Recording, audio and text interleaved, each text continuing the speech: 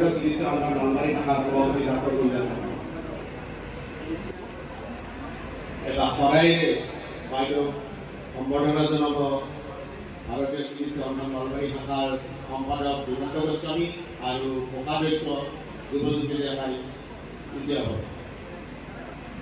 আৰু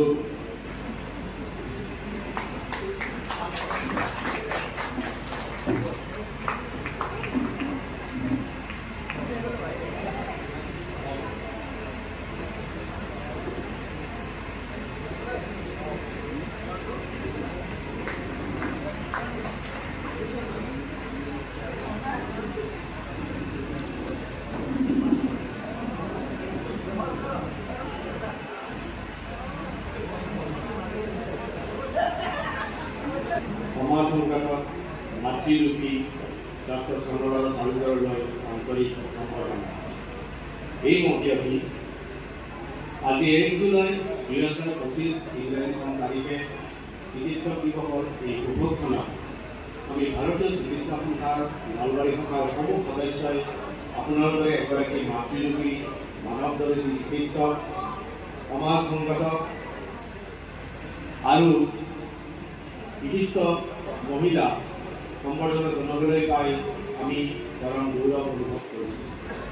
আজিৰ এই পবিত্ৰ ক্ষণত আপোনাৰ সান্নিধ্য লাভ কৰিবলৈ পাই আমি নিজৰ লগতে নহয়, তেখেত আমাৰ ভাৰতীয় চিকিৎসা সন্থাৰ নলবাৰী শাখাৰ এগৰাকী মহিলা, গতিকে তেখেতৰ সন্মানাৰ্থে আমি এটা শ্ৰেণী অভিযান দিম।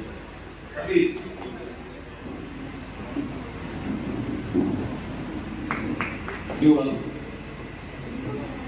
এই বাইদেউ ছাত্ৰাৱস্থাৰ নিচিনাকৈ আপোনাৰ কৰ্মজীৱনো অতি বৰ্ণিল।